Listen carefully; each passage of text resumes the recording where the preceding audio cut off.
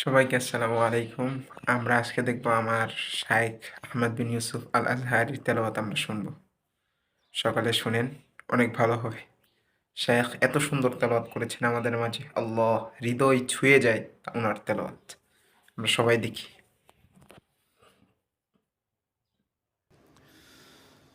إن الأبرار لفي نعيم وإن الفجار لفي جحيم يصلونها يوم الدين وما هم عنها بغائبين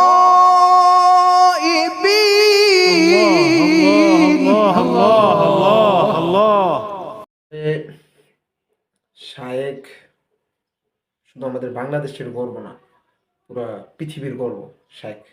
ঠিক আছে, আল্লাহু আকবার। শায়েখ আল্লাহ যা দিয়েছে, আল্লাহু আকবার। আমরা আল্লাহর কাছে দোয়া করি শায়েখ যেন আরো